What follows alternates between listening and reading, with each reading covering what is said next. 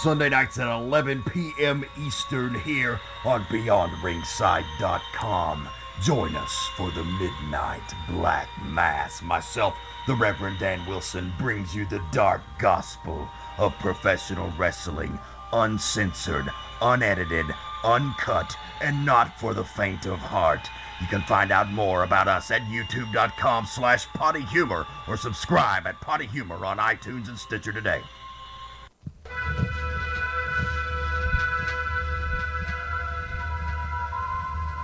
Forget all you know about podcasts. We welcome you to an experience uniquely different. Please join us for our coverage of all entertainment on the fringe of society. The candles are lit, the lights are down low.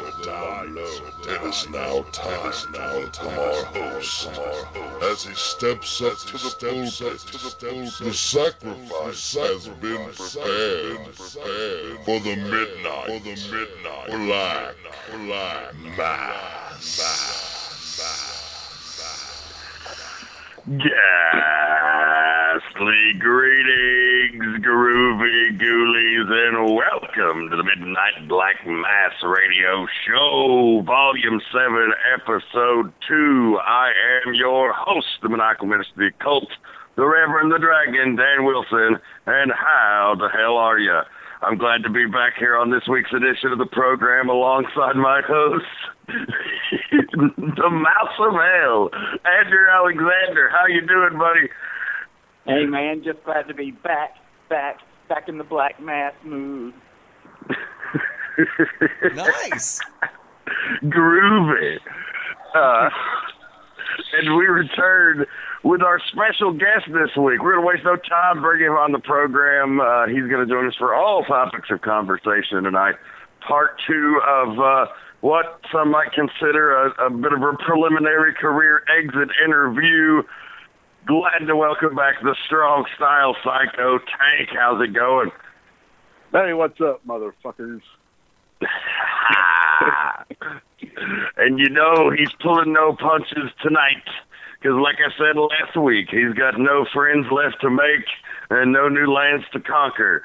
So on his way out the door, you might just hear Tank get a little salty about something tonight. You might hear me get a little salty. Let me just warn you before we start, Tank. Our producer, Foulmouth Eddie, doesn't like that type of language.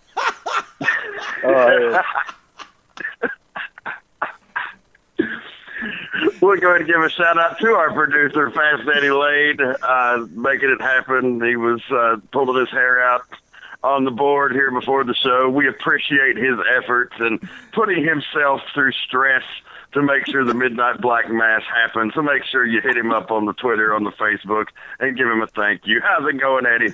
Wonderfully well, kids. As a public service announcement, please remember, don't ever do drugs unless I'm there, because if you don't share, I'm going to be pissed. Tremendous. So, pretty eventful week in the world of professional wrestling. Let's hit some of the news items. Of course, the biggest news coming out of the pike tonight, we learned is earlier today or late last night that the legendary Hall of Famer, Superfly Jimmy Snuka, passed away after a pretty tumultuous 2016. But, you know, despite the personal life, like, the man was never proven guilty in a court of law. There's a lot of things that point in the direction that don't look good for old Superfly in that situation. But, you know, there's nothing that says he should be hung on a cross from a legal perspective. So I'd say, you know, without examining his personal life, let's look at the career and what an influence that guy was. I mean, of course, everybody talks about the dive off the cage in Madison Square Garden that inspired Mick Foley. Though a lot of the fans of that era actually say that there was a different dive off the cage against Backlund that he missed, which was actually more important, and that revisionist history has sort of changed that narrative over time. Now, I was not a regional WWF fan at that time, so I wouldn't know, but it's an interesting theory. But regardless of that, thoughts on the Superfly, boys? Superfly. Hank, you got any the first thoughts time on Superfly? Yeah, man. The first time I ever saw him was in Georgia Championship Wrestling. He was teaming with Terry Gordy. Yep. When the Freebirds kind of split up. Michael Hayes and Buddy Roberts took off, and Gordy stuck around and brought in Jimmy Snuka as his partner, and they were national tag team champions. They feuded with the first time I'd ever really seen Kevin Von Erich. He came in, and they, feuded with him, Mr. Wrestling 2, Tommy Rich, and he was doing those dives in the old Georgia studio and those little short-ass rings, and it was still impressive. But back then, he wore boots, which is something kind of different. Then we went to WWF. I actually saw that match with Bob Backlund. Once a month on USA Network, they would show the Madison Square Garden shows. And, they never really had a schedule. I just flipped it through every Monday night until I found it. And it was a WWF show. It was a cage match, and he hit the big dive.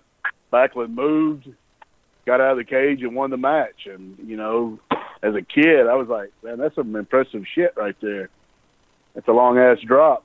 And then I also saw the Morocco on USA Network. It was like, he did that like a year ago with Backlund, but he actually hit it this time.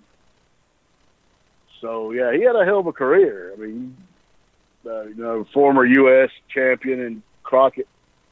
He never won a belt in WWF, did he? No. He didn't? He wasn't Intercontinental Champion? No. Okay. I wasn't certain. Yeah, and I don't think he was. Yeah, he wasn't tag champ. But yeah, I don't think he ever had any gold in the Fed. See, when Tank tells those stories, man, every time I worry about getting old, I think of some of these stories Tank tells that he got to see growing up, and it reminds me that sometimes it's cool to be old as fuck. Oh yeah.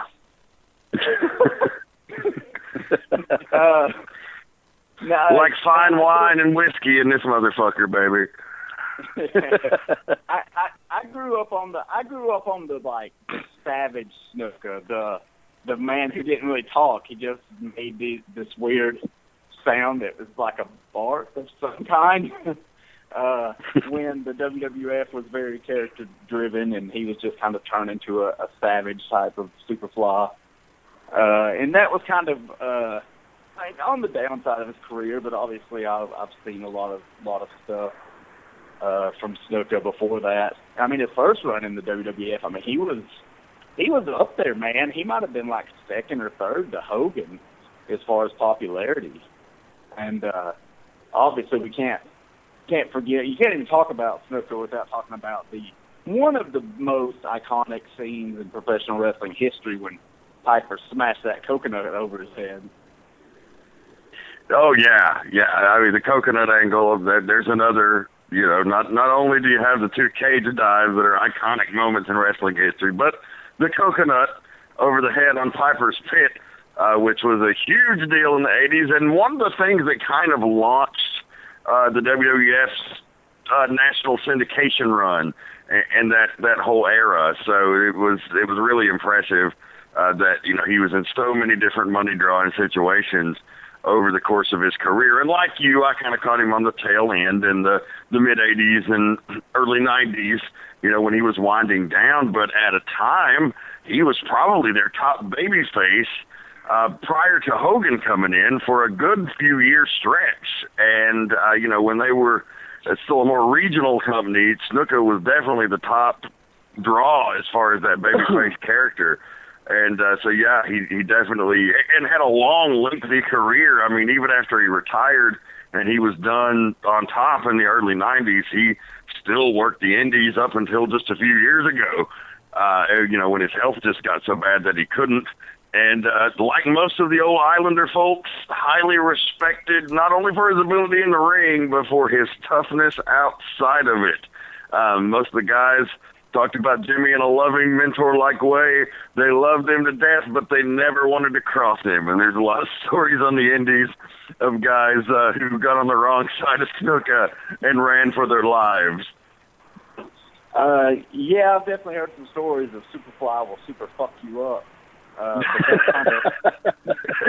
Anybody that says time on those islands, man, they don't fuck around. Something that people forget about Snuka, because there's just been so many impressive physiques, and when it's kind of not your gimmick, it kind of gets forgotten. But man, look at that first WWE run and stuff. That motherfucker looked like $1 trillion, man. He was jacked up. He looked fucking phenomenal, man. Yeah, well, his run in Georgia with Gordy, he was jacked up. He would always wear these goddamn mesh jersey type shirts. And I was just like, man, he just looks like he wear a cowboy hat. I was just like, well, no, what's this motherfucker supposed to be, a Samoan cowboy? Or Fiji, where the hell he was from. He had that damn mesh shirt on, just pimping that shit, and Gordy just being Gordy. Another thing about Snuka, he was one of the best juice guys ever, man. He would get some hellacious color. If you called for the color, he'd get the shit, and it'd be squirting. So, he didn't give a damn. You could tell by his head. He had that damn forehead like Abby and Dusty and all the old timers, and he was juicing with Flair probably 4 or 5 nights a week, and Valentine in the Crockett area. Yeah, he was a badass. So, I hate to see him go. It's just, when you get older and shit happens, that's what happens. You get older and you die. But yeah, he was definitely a legend. And if you didn't like Superfly Snuka, you could suck my cock. Hey, Tank, how many of those mesh shirts do you still own? I have a couple myself. I'm going to debut one this Saturday at Porterdale. PCW. That's good. And important little Snuka fact that what wasn't the biggest thing for Snuka's career, but he started the infamous Undertaker streak, kind of a passing of the torch at WrestleMania 7. And then after his WWF run, he did Eastern Championship Wrestling, and was still doing those crazy fucking dives off the top rope. Hell, he was in late 40s, early 50s then. Like they were nothing. He was just fly. I mean, that's what he did. He flew all over the damn place. Yeah, it seems like him getting sick it felt like it came from nowhere, because just, it's been a couple of years now, but there was a couple of years ago he was kind of popping up on TV a little bit. His kids, Tamina, his daughter, still in the WWE, but when his son was there and he would pop up a little bit, and he seemed, he was definitely slowing down, but overall he seemed pretty damn healthy. And then you just hear, he got sick, and then all the BS happened, which I just don't personally believe really. And he was all that shit was thrown out. So it's a shame that kind of popped up right at the end of his life to just kind of put a black eye on his career. But definitely one of the all-time greats. Been in the Hall of Fame for, I think he went in '96, so over 20 years. Superfly was awesome. There's a lot of controversy as to whether or not the WWE was going to even make any sort of mention of him, but they did, and glad to see that. So that like I said, he was never convicted of anything in the court of law. Speculation, allegations, certainly, but bottom line, that's what happened. He walked free. Now, a lot of people say he walked free because he was about to die and there wasn't really anything they were going to do. But regardless, it is what it is. Speaking to his wrestling career, one of the true greats, he will be sorely missed. But another guy, dude, I don't want to go overlooked, less famous than Snuka, but a guy, a hell of a hand, a great Southern wrestler, not enough of those territory guys from that era really get a lot of recognition. But Rex King, who, sadly died destitute in the state of Florida after a great wrestling career. Apparently, that's what happens to a lot of these guys, unfortunately. It's happened close to home, so I definitely know what happens to some of these guys that don't save their money and, where bad luck falls on them, what have you, and it really sucks. But he had a great career, most famously known in the WWF as Timothy Wells from Well Done, which had a great little mid-card tag team run in the early 90s, but also Probably his greater body of work would be it's the Southern Rockers in the AWA in Memphis, and also later in the Nashville scene, where he did a lot of work with Tennessee Volunteers. In that stable under Burt Prentice and Bill Behrens in the Music City Wrestling. So a great talent, hell of an underrated hand. Any memories of Rex King? I just remember like his. I remember his little run at WWF. You know, they were just like the little mid card team there to put other guys over. And I believe they had a little run at Smoky Mountain. The Nashville stuff I never really saw. With Reno Riggins as the Tennessee Vols or whatever, but you know, he'd done like some job stuff for Crockett and early WCW, 89, 90, somewhere around there. So I mean, he was one of those guys. He was a hell of a wrestler. You know, he went all over the place. You know, one of the guys who made a living wrestling. Like you said, he probably just didn't save his money and. That's what a lot of the guys, that's what happens to them. But, you know, R.I.P., rest in peace, buddy.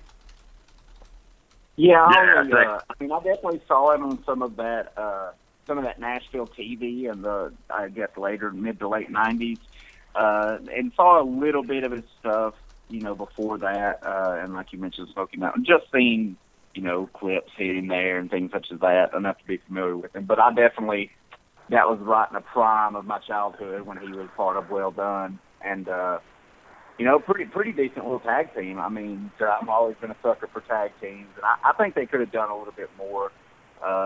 It was kind of an interesting period in the point of the WWE as far as talent goes and stuff. But I think they could have used them a little bit more than what they got out of them. But yeah, definitely sad. Anytime you hear this. It's been 2017 for what, 16 days now, and we're talking about 2 deaths. That's not a good sign to start off the year. No.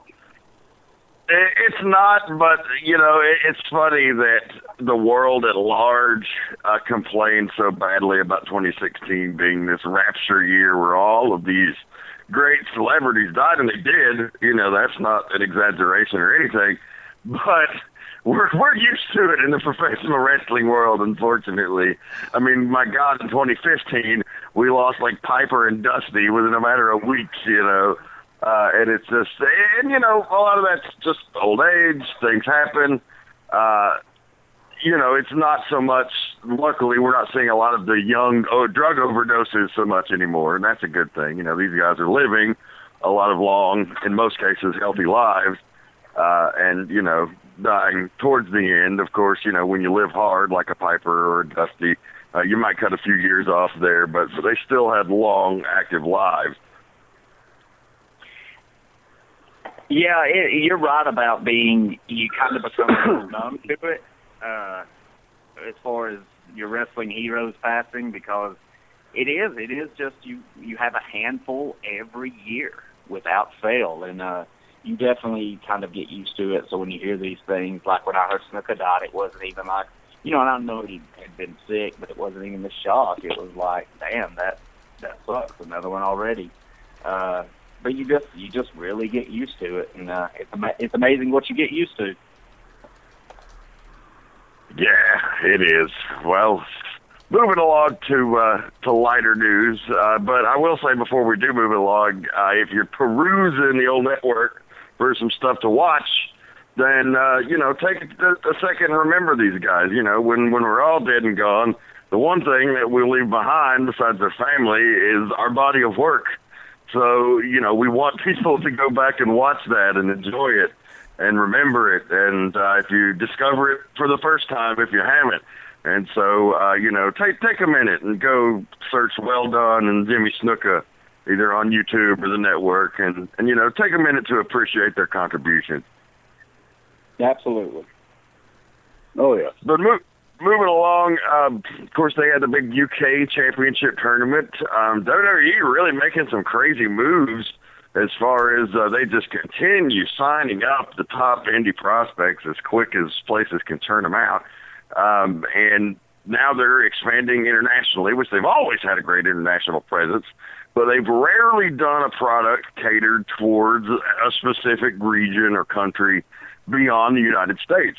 Of course, they did things like the European title tournament, which happened in Europe, but, for all intents and purposes was a title to be propped up on the television in the U.S. I mean, of course, the TV is global, but, the majority of their touring, it was in the U.S. at that time. They still do some international tours, but nothing like they're doing now. And so this UK tournament is an interesting thing because it brings, like, this regionalized version of wrestling to the WWE, and it's kind of, I don't know, is it like their first step towards moving into that international market or a more regionalized independent market? Who knows? But I have a weird relationship with British wrestling. Some of it fascinates me, and I love to watch it because the guys, it's a little bit different, you like to watch different styles of what you're used to. Some of it is like the super chain wrestling world of sports stuff where they're like dancing around the guy's arm 20 times. To me, is a little silly because I'm just like, why don't you reach over and punch the fucking guy in the face? But that said, I enjoyed the hell out of the UK tournament and really liked some of the new talent that we got exposed to there. Yeah, I've only so far I'm a little behind. I've watched the first night, and I did enjoy it. I kind of, it took me a while to realize. I kind of thought, it doesn't seem like they're putting as much emphasis on this. It's like maybe the Cruiserweight Classic, not hyping it up as much. It just seems kind of be a thrown together thing. And I realized that while they definitely want you to watch it, I bet this was just really geared towards the United Kingdom. Like, I bet if you watch the TV that's presented over there, it's probably heavily hyped because they just want to increase their presence, which, I mean, obviously they're everywhere, but they have this outlet now to where they need to fill so much content that they want to do these things. And, being an American-based company, obviously, North America, United States mainly, is kind of their focal point. But I'm sure they're wanting to, make a great effort to include, the rest of the country, and they seem to be using a lot of international talent a little bit more favorably than they have in the past. Usually we just have a sprinkle, one or two guys, but now they're really heavy on the foreign wrestlers that they have on, both the main roster and NXT. So they're trying to just increase their presence and just continue to take over the world, which, I mean, they practically already have. So, yeah, most definitely. I just skimmed through both days. I haven't had the time to sit and watch all 4 hours of the tournament. But to me, it was just like watching another cruiserweight tournament because there was only two guys over like 230 in the fucking thing. So, but, that style, it's, some of it is very map-based. Then you had a couple of the guys that would fly all over the place. I really did like that the Pete Dunne kid. I'd seen some of his work from Pro Wrestling Guerrilla. And Mark Andrews, I think he had done like some TNA stuff in the past. Martin Stone, what was his name in the tournament? Aaron Birch or something? Danny Birch. Danny Birch. I've seen some of his stuff. He wrestles in Atlanta for AWE. I've watched some of his matches. And what did you guys think about him getting kicked in the back of the head? And you think they just stopped the match because he was bleeding? Or I know that wasn't a fucking finish. You know what I'm saying? That was just a... No, and the announcers trying to cover for that shit was like, okay, come on. Like you obviously kicked out. You obviously called it because he got a giant gaping pussy hole kicked in the back of his head, and it was vomiting blood like it was the first of the fucking month. Well, man, I don't know. To be honest, I don't know if the ref really, I mean, obviously he may have seen it, but it definitely escalated after the match had finished. I kind of think it was just kind of a blown spot where he was waiting for that last second kick out flash. He was probably knocked a little loopy, and he got and it was super close.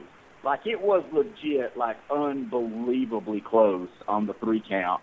And I think it just happened, and he just kind of missed that split second, which no shame whether he's, because he was definitely had to be knocked out. Because, I mean, how often do you see a kick the way that kick was cut someone open. Like, that's insane. It had to be, insanely stiff. So I don't know if it was so much they called it as when it happened, they were just instantly like, well, it's done, and fuck it, and oh, shit, look at his head. Yeah, it's a good thing. Yeah.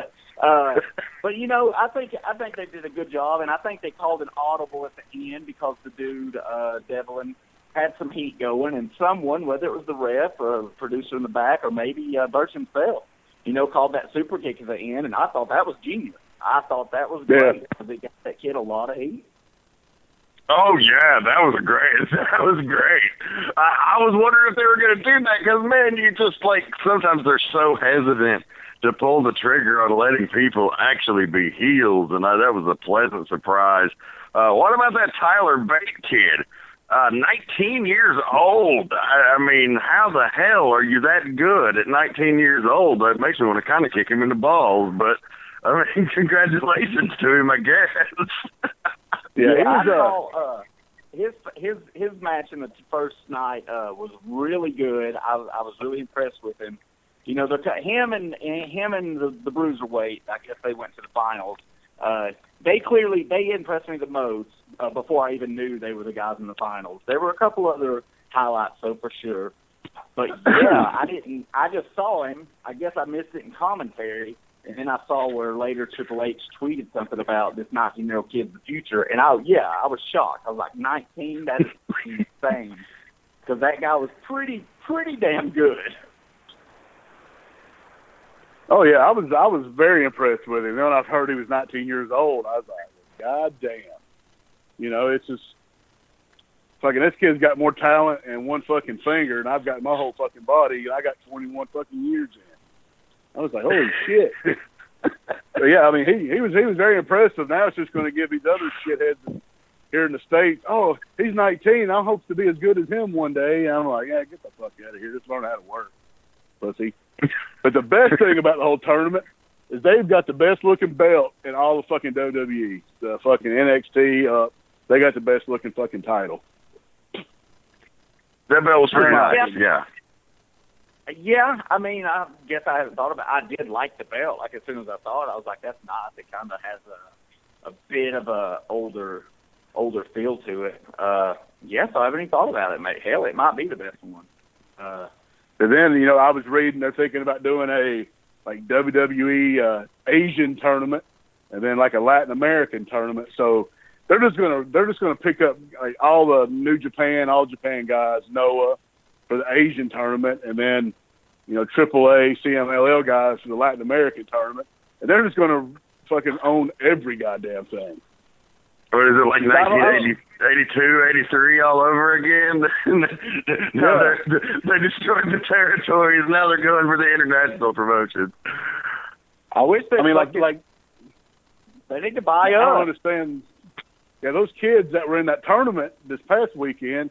I mean, are they under contract with WWE and can't wrestle for Progress or ICW over there? I mean, they never really gave details of what the hell was going on.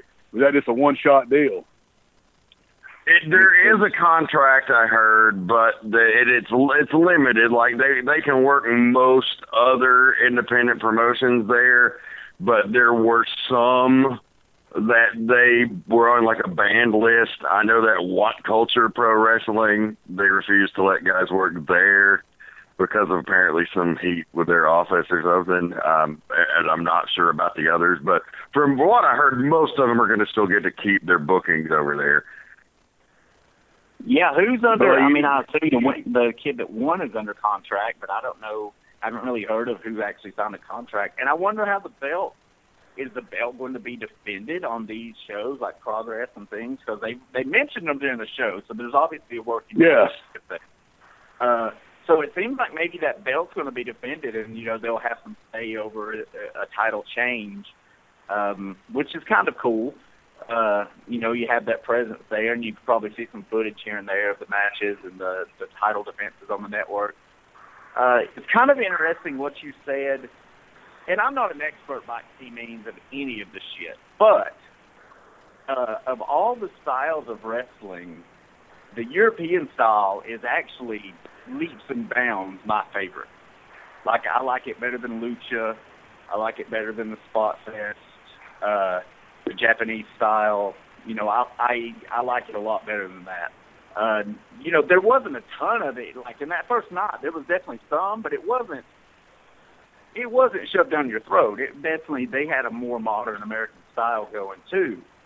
But when it's done well, man, God, and obviously the big ones that everyone knows are like Regal, Finley, those type of guys. But that shit is just so fun to watch and so good every time I see it. Now with you know, Jack Gallagher, he's by far my favorite cruiserweight in the cruiserweight division they've got because of that European style.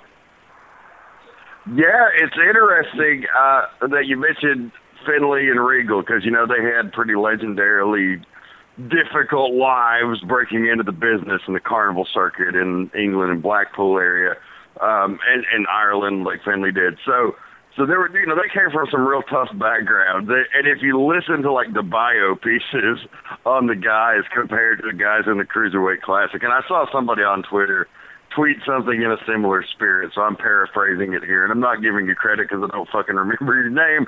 So if it was your tweet, claim credit for it by tweeting me at Dragons Rejects on Twitter. But so on the U.S. side of things, on the Cruiserweight Classic, you know, they did the bio pieces on the guys, and they're like, you know, I did some backyard wrestling and worked the Indies for a little bit and played college football and, you know, just grew up watching wrestling, always wanted to be a wrestler.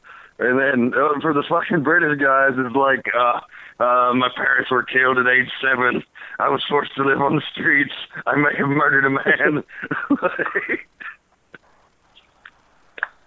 God damn. Yeah, they got hard times over there. Something else real quick I put over. Obviously, I've just seen night one, but I really enjoyed the commentary. I thought Michael Cole and Nigel McGuinness worked really well. Michael Cole obviously did his research, prepared. More of a classic commentating role, you know, calling the action and not focusing on instead a lot of getting other stuff. What I noticed is like that's the best job Michael Cole's ever done, in my opinion, because he didn't have lines fed to him. It was like he knew his shit, and he knew what the hell was going on. Like you said, he had done his research. I'm sure McGuinness helped him out with all that shit, but he sounded like a fucking wrestling announcer for the first time ever. Yeah, Michael, man, I know Michael Cole takes a lot of shit. I personally think, especially for the way the business is now, I think he really does a really good job. I know Dan can back it up 1,000,000 times more than I can, but I've done commentary probably about 5-6 times in my whole life, and the shit ain't easy like people think. And that's without having people yelling in your ear, without having things that you just have to say, have to nail, have to hype, have to promote, sponsors, all of that stuff. When you think about the job that entails, think about if you had to do it every night, every Monday for 3 hours. I think people, if they kind of put themselves in that situation, they may not hate Cole quite as much. I wouldn't want to do that shit. Motherfucker's been there 20 years. Like, how many guys come and go? He's been there 20 years. He has to do something right. Yeah, he's a hard-working dude and a company guy and, you know, has dealt with whatever hands they've given him and tried to make it work all across the board, you know, whether it be as a heel in the ring or as a commentator on various different styles. So, yeah, I agree with you, and I think they did a great job as well. But so our guest tonight is the Strong Style Psycho Tank, and I know he's kind of joined us on board with the opening news discussion. But, of course, we're here to talk about him ultimately in his career winding down, as we mentioned last week on the program, which will culminate in the 2017 Scenic City Invitational in Chattanooga, Tennessee this August. But he will be appearing at the Scenic City Rumble as a prelude to that on March 4th at Saudi Daisy High School. Follow them on Twitter at SCI Tournament to get more information about that. But a big match announced tonight on Twitter by Ace Rockwell that it would be a 3-way tag team match at the Scenic City Rumble. Tank and Iceberg reuniting once more, take on the Lynch Mob and the Carnies. So that's a matchup I know that you guys have wanted to tangle for a while, and pretty excited to be getting to that. Oh, yeah, that'll be awesome. I'd kind of heard rumors that might happen and wasn't sure, but now that you say it's confirmed, I guess, hell yeah, that'll be friggin' awesome. And then I believe I will be in the Rumble to earn a spot in the Scenic City tournament, because I don't think I can earn one just on my fucking merit, because I'm fat and out of shape. So I'm going to have to go through 24 other guys to get a spot in the tournament.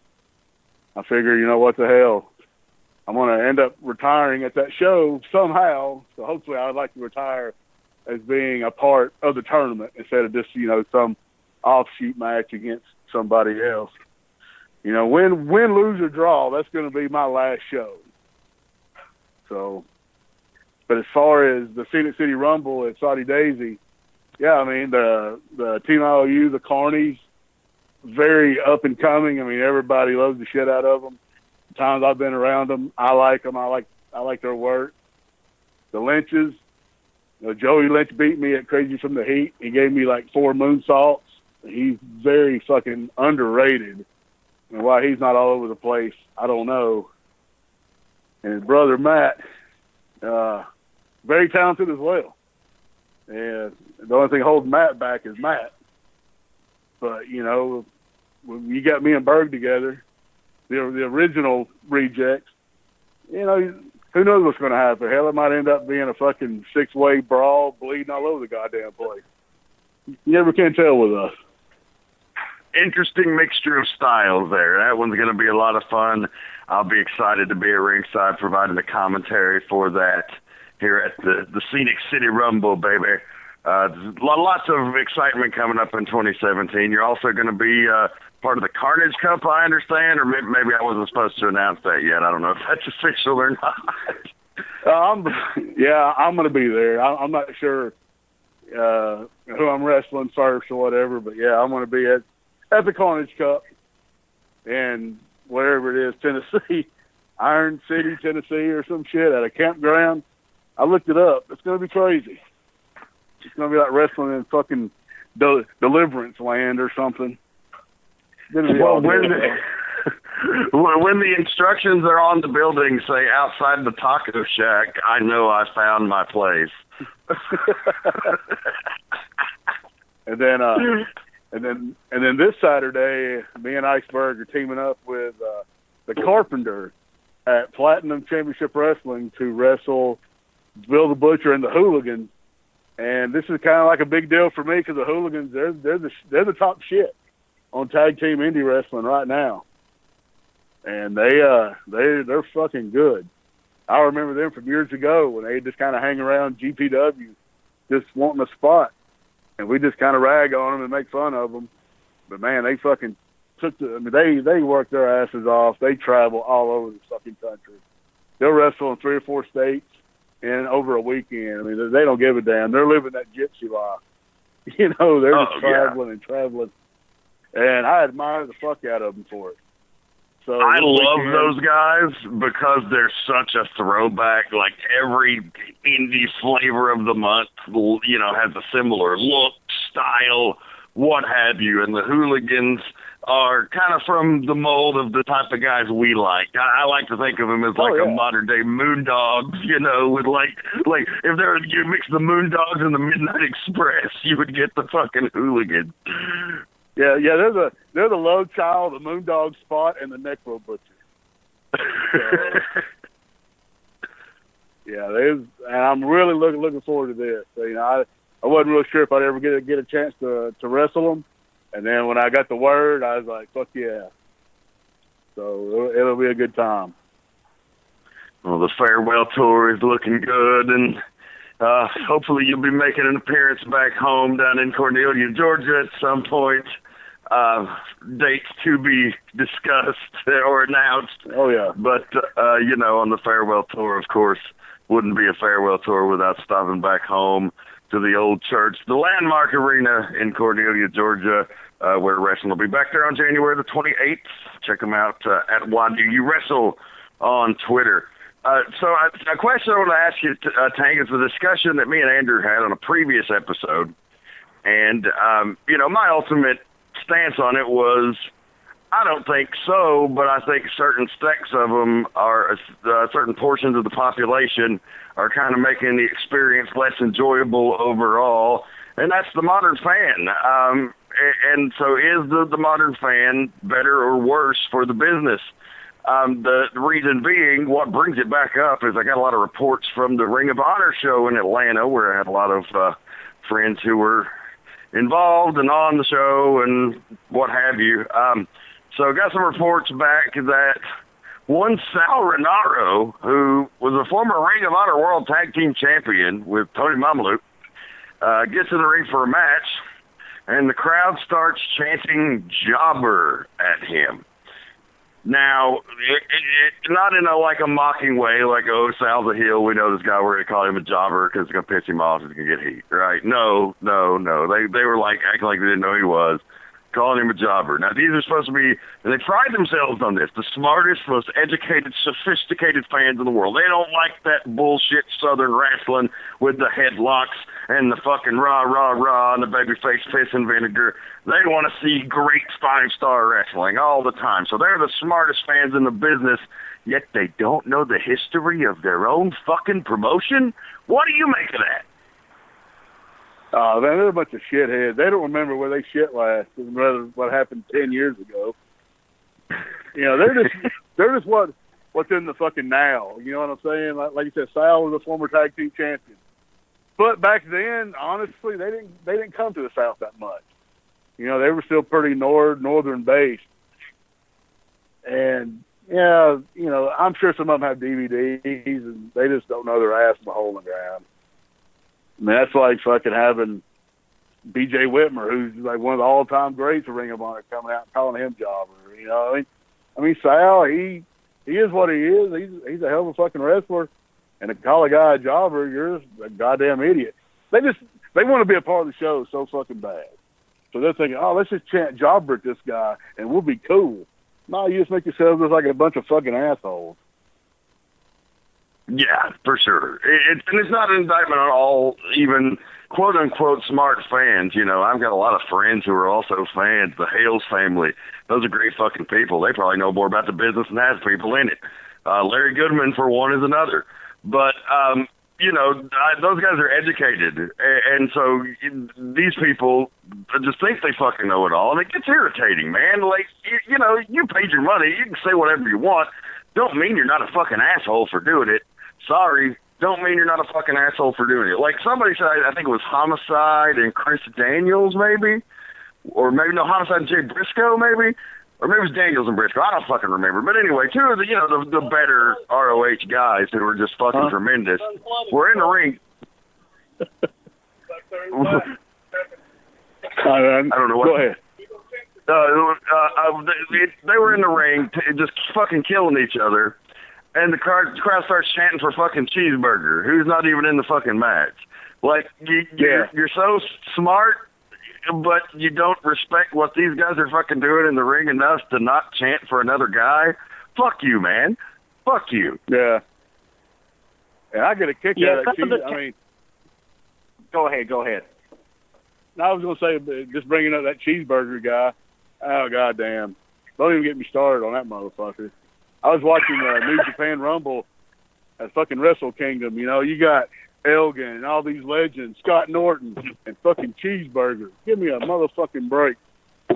I know he's living his dream. He's worked his ass off in the Ring of Honor dojo.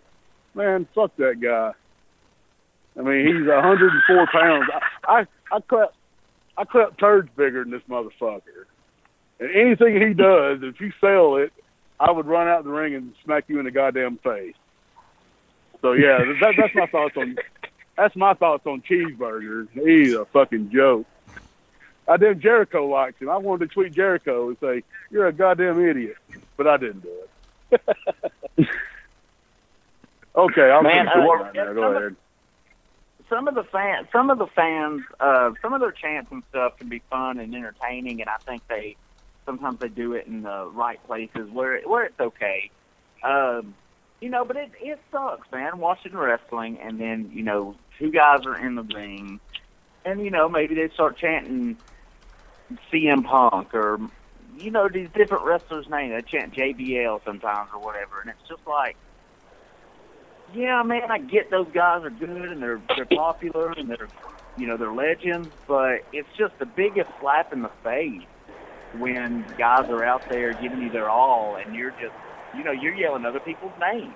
I don't know. I just think there's a time and place for it, and like you said, they're so smart, then they should. It seems like they'd be just a tad more respectful on something.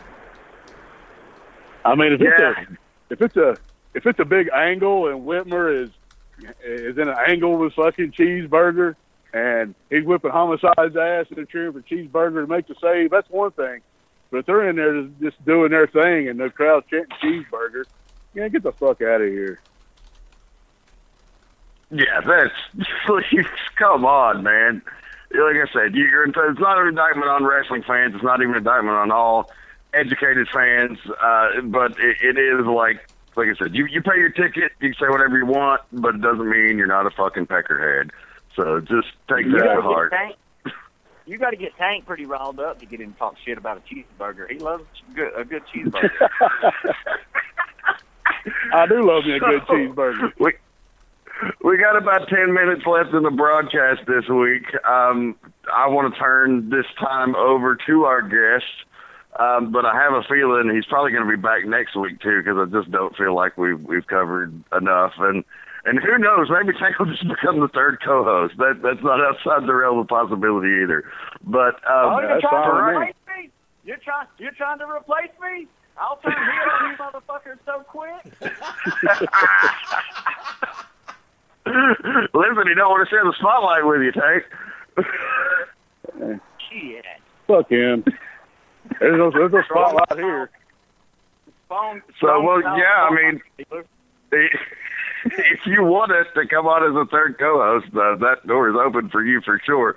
But for this final 10 minutes, you know, we've been making nice, and on the last episode, we were pretty reserved and didn't really get venomous. But are there any final fuck yous you just want to give on your way out the door before you're done with this shit? That just let anybody know to go fuck themselves? Oh, yeah. I got one. I've been wanting to tell this story for a while. I know y'all have already heard it, but the listeners probably haven't. Back in, I guess it was March, me and the Rev took a trip to Hartsville, Alabama. This promotion name called New South Wrestling, or whatever the fuck it's called. And the guy who runs the show, this guy named Dump Sanders, who is a big piece of shit, wanted to work an angle with me because he thought I could help get him over, blah, blah, blah. And I was like, all right, that's cool. When we get there, we're going to do a fans bring the weapons match.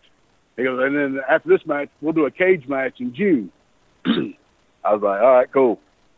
And he goes, all right, we're going to do this and that, and I'm going to put you through a table. No. He goes, I want you to put me through a table, and then I'm going to go over on you. So I kind of looked at Dan, and we kind of walked off, and I was like, you know, Dan could tell I was already irritated. Andy will tell you, I don't mind putting people over. I don't give a shit. We were at Empire, I'd be like, hey, let me put this guy over, and Andy'd be like, no, fuck you. You can't do that. That's true. That happened several times. I'm like, no, we're not putting that guy over. So I'm like, if this is going to be an angle and I'm the bad guy, I should beat you, and then you beat me in the cage. Like I said, I ain't got a problem putting you over, but if it's a one-shot deal, no, fuck you. If we're going to work an angle out of it, that's cool. So he was all like, no, I really want to go over, and I think, and then you beat me down after the match to get your heat back. I was like, whatever. So I go, well, you're not going to the table. If you're beating me, I'm going to go to the table. So we had it worked out where I'd go to the table and he'd beat me. So we get out there, and there's people have brought some shit, and we're hitting each other with the stuff. And I saw a bicycle laying there. Some kid was like the BMX kid. So I picked the bicycle up and I threw it at him. Probably the best spot of the match. I mean, hell, it got memes all over Facebook and social media and YouTube video. So I got this motherfucker over. I made him famous for about 5 minutes. Okay, we finished the match. He goes over. Me and Dan beat him down. Here come the baby faces to make the save. We powder to the back, doing what we're supposed to do. I'm sitting back there, and I'm getting undressed because we had to leave. And I hear them singing Happy Birthday in the ring. So I'm like, what the fuck is going on? And they're like, oh, they're singing Happy Birthday to Dump, the guy that we had just beat the shit out of. I look out the curtain, and he's totally no-selling everything we just did. And they're singing Happy Birthday to him and giving him a cake and all kinds of shit. So I kind of flipped my shit in the back. And he comes back there, and he's like, sir, was everything okay? I go, well, everything was fine until they fucking sang Happy Birthday to you after I done beat the fuck out of you. Because they done forgot everything we just did. We went like 10 minutes. They forgot everything we did so they could sing your fat ass Happy Birthday. I understand, sir. I understand. So I was like, give him my goddamn money. I'm ready to leave. So I shouldn't have cussed him out before I got my money, but he gave me my money anyway.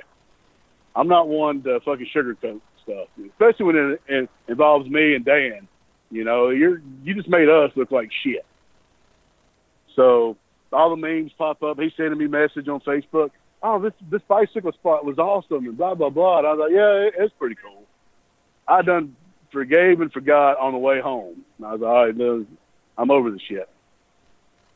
It's around the end of April. I message him. I'm like, so when are we going to do the cage match? June, right? He goes, brother, you're not really in our budget anymore. I'm not in your budget. Hell, I'm the best thing on your fucking show. The only goddamn reaction the crowd gets is when me and Dan are out there. Well, you're just not in our budget. Maybe some other time. So I messaged Dan. I go, well, I guess I done fucked it out of that spot with my mouth. Dan's like, fuck that fat motherfucker. What I'm trying to say is, the moral to the story is, you know, don't be a pussy. If I hurt your feelings and your butt hurt, just fucking tell me I hurt your feelings and your butt hurt. Don't fucking sugarcoat it with money, because the next show he was bringing in all these indie darlings from up north. So I know they're not coming in for fucking free or $20. You know what I'm saying? And I know what he was paying me and Dan was baby shit compared to what he was paying these guys. Because hell, he was drawing 400 or 500 people a show at $15, $20 a pop. So him telling me they ain't making money is horse shit.